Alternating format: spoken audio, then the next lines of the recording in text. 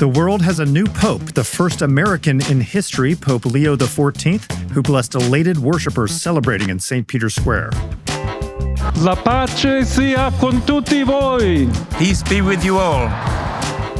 What do we know about the Chicago-born pontiff? I'm Daily Wire Executive Editor John Bickley with Georgia Howe.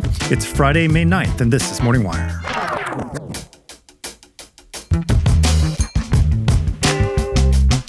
Trump announces a massive trade deal with the UK, sending markets soaring.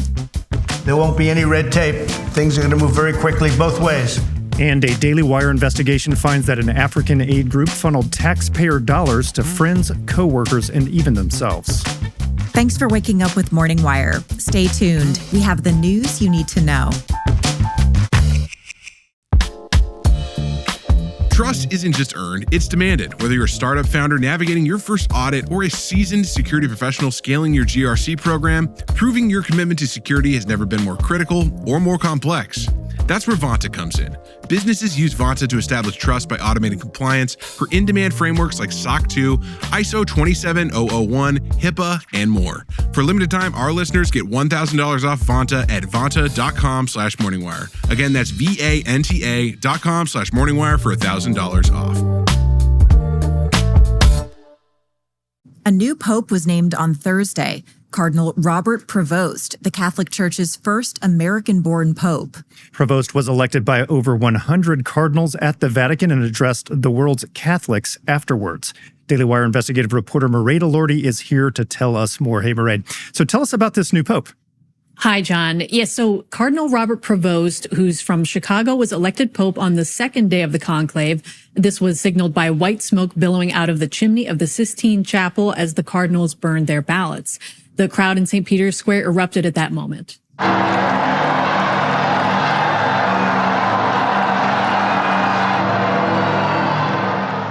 Now, as you know, the Pope adopts a new name, and Prevost has chosen Pope Leo XIV. He's the Church's 267th Pope, and he will lead 1.4 billion Catholics around the world. Pope Leo appeared visibly emotional as he appeared on the balcony of St. Peter's Basilica and addressed the massive crowd in the square.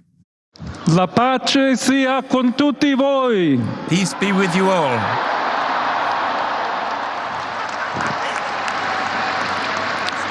Fratelli, sorelle carissimi.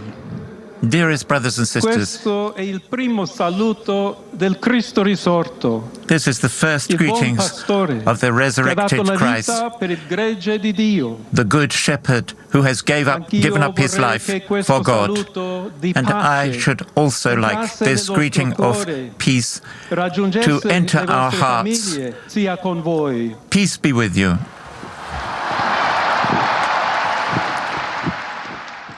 So tell us a bit more about him. You mentioned that he's from Chicago. He's also pretty young, correct? Yes, so Prevost is only 69. He was born in Chicago, but he spent much of his priesthood in Peru. He became Bishop of Chiclayo in Peru for 8 years until 2023, when he was made a cardinal by Pope Francis. He also led the religious order started by St. Augustine. Francis then made Prevost the prefect of the dicastery for bishops. This means he was a Vatican official responsible for recommending priests to be made bishops around the world.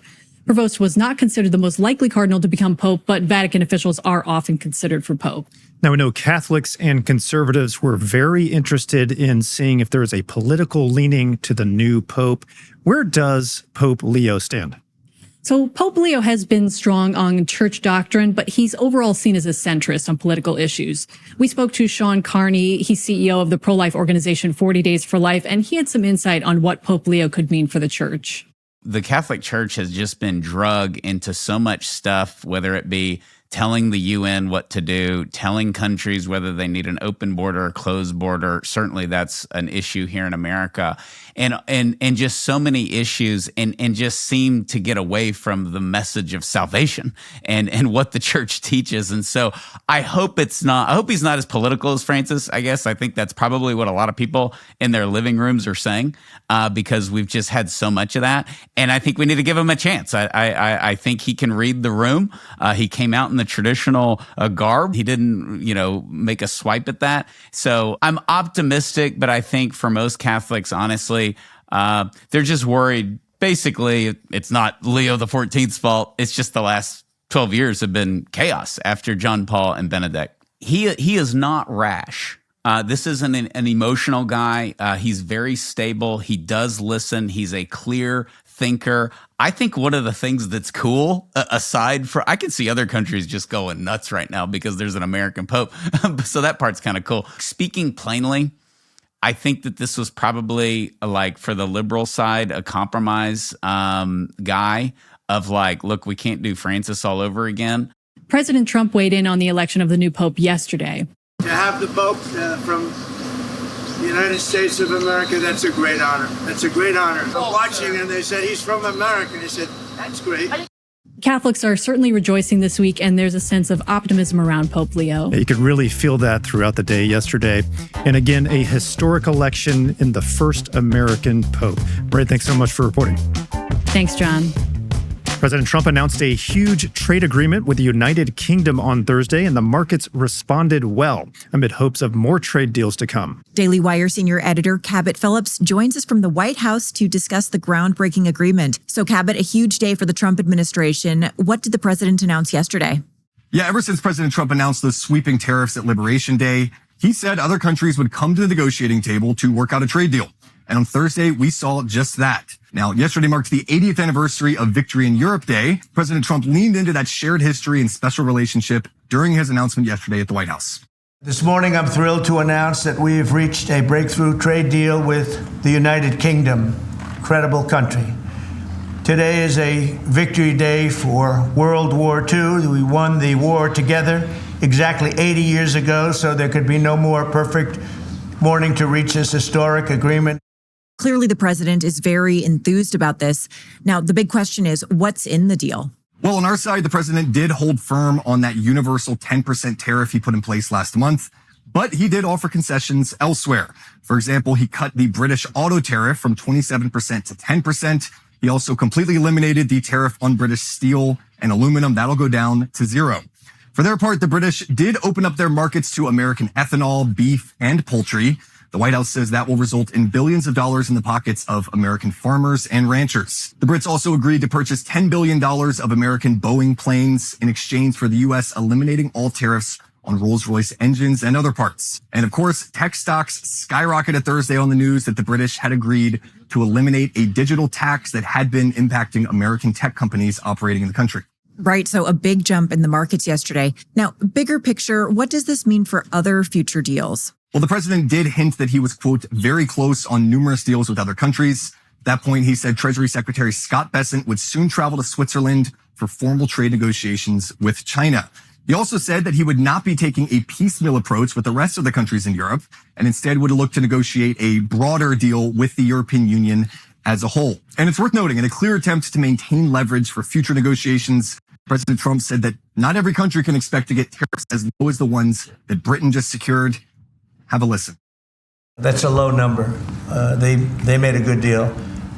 Some will be much higher because they have massive trade surpluses, and in many cases they didn't treat us right. One thing with UK, they always treated us with great respect.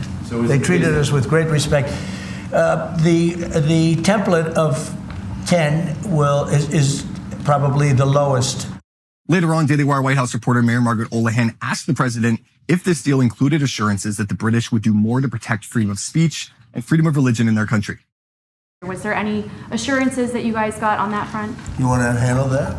Yeah, that was not part of the conversation. Our conversation was an economic conversation from start to finish, closed by the president yesterday. This was a business deal, open their markets, and also protect their workers, grow our markets, and help our workers. This was about business religion.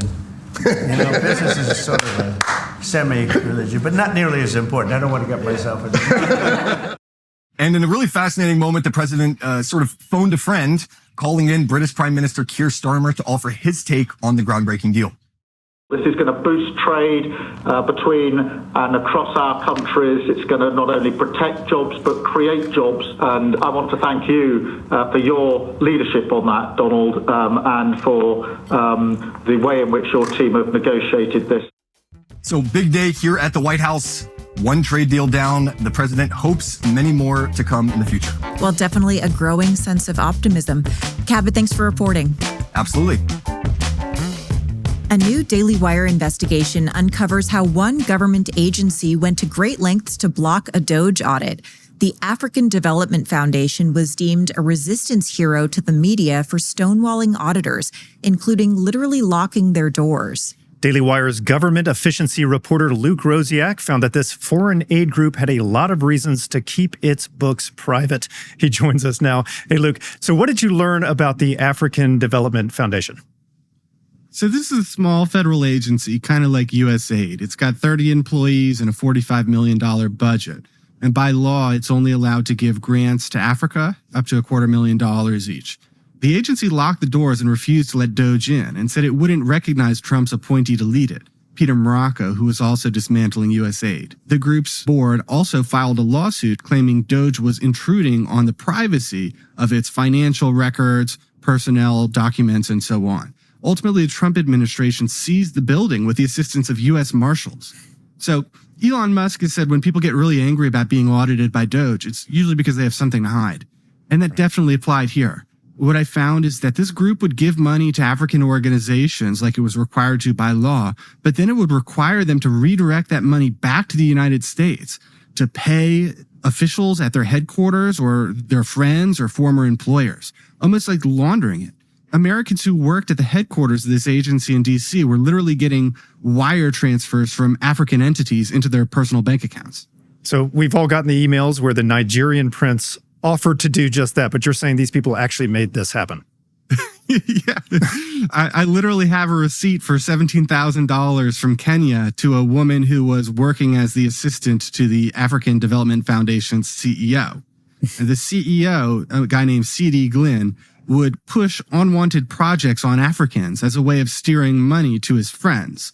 So in one case, they told African groups they'd give a grant to manufacture COVID masks, but they had to subcontract it to Glynn's friend in Colorado.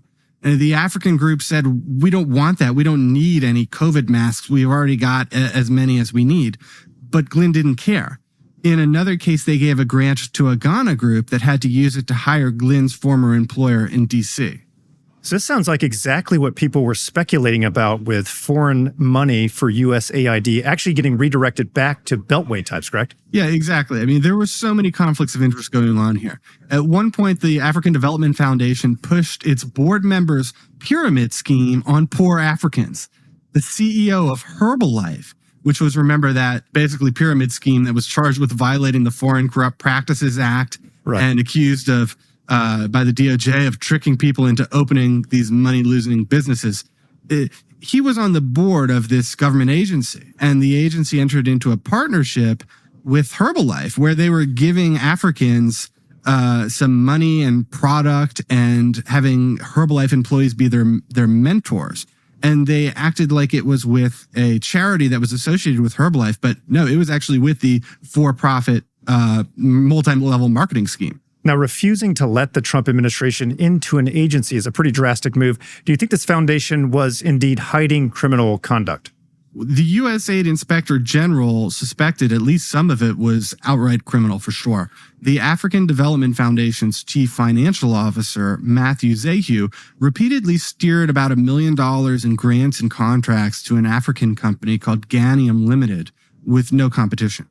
One of them was for travel during COVID, when there was no travel going on. A USAID Inspector General seized Zehu's phone and found that Ganium was owned by his friend, and every time he gave it a contract, the friend sent money to Zehu's personal bank account. Zehu, though, was never arrested. Now, Zehu told me he's been back to the office since Doge locked staff out. I don't know if they did it on purpose or they forgot or they didn't know there was a back door that they didn't lock. So we were able to get access to the office through the back door. It sounds like lots of red flags over the years, but no reform at all. Now Doge has finally shuttered this agency. Luke, thanks so much for reporting. Thank you. Thanks for waking up with us. We'll be back tomorrow with more news you need to know.